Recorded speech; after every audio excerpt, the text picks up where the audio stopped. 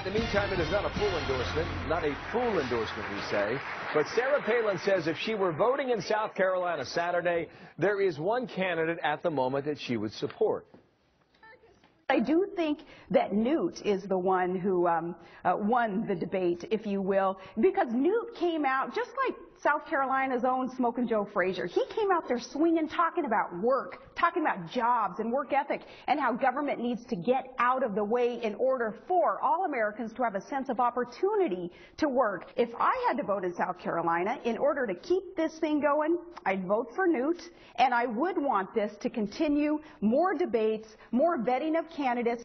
And she had major reasons for that. I want to bring in Jim Dyke, former communications director for the Republican National Committee.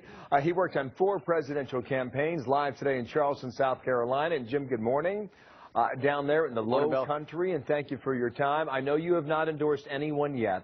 What do you think of what Sarah Palin said last night? Well, I think she's right that the candidates need to be fully vetted. You can't hide things in presidential elections. To the degree this goes on further, we'll continue to have a robust discussion, as we did at the debate on Monday night, about the policies, the contrast with President Obama, the importance of economic growth. It didn't seem like a full endorsement to me, but Speaker Gingrich continues to sort of take 1 step forward and 2 steps back. I know yesterday he was back on attacking capitalism again. So, you know, in the debates, but we'll just have to see how it all plays out. Jim, as a Republican, do you believe with her premise that iron sharpens iron, and the longer it goes and the more debates you have, the better the candidates get, and then the voters themselves have a greater contrast? Do you agree with that?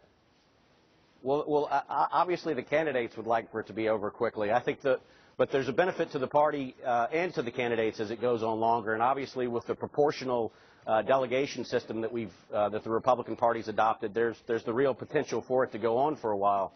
But the party organizing in these primary states is important. Having large voter turnouts is important. So that's good for the party, but you could also make the case, certainly if you're one of the candidates, you'd like for this thing to be over. Yeah, I can see that. Look, in South Carolina, Scott Rasmussen went around and polled a number of people. Here's what he found. Who's strongest against President Obama? Overwhelmingly, it's Romney at 49%, Gingrich a distant second at 23%. But what Palin argues is that we failed to vet President Obama as then Senator Obama 4 years ago.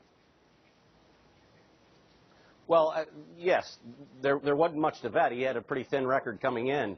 Now President Obama did. It's important to vet all these candidates. You can't hide anything in a presidential election. It's going to come up sooner or later. That's the process we're going through now, and I think that'll continue. Yeah, here's what Newt Gingrich said about that. He sent out a tweet to all of his supporters thanking Sarah Palin USA for throwing your support my way in the South Carolina primary.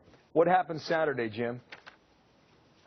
Well, I don't know. The argument being made on the ground right now by all the candidates, interestingly enough, is electability. Newt Gingrich is making the argument suggesting both the Ricks should drop out. Rick Santorum's suggesting that Gingrich and Perry ought to drop out. And I think the interesting part of all that is I think it all benefits Mitt Romney, who's ultimately been able to make the case, Iowa and New Hampshire, that he's the most electable candidate. We're going to talk with your former governor about that very issue next hour, Mark Sanford. Thank you, Jim. Jim Dyke, good luck this weekend, okay?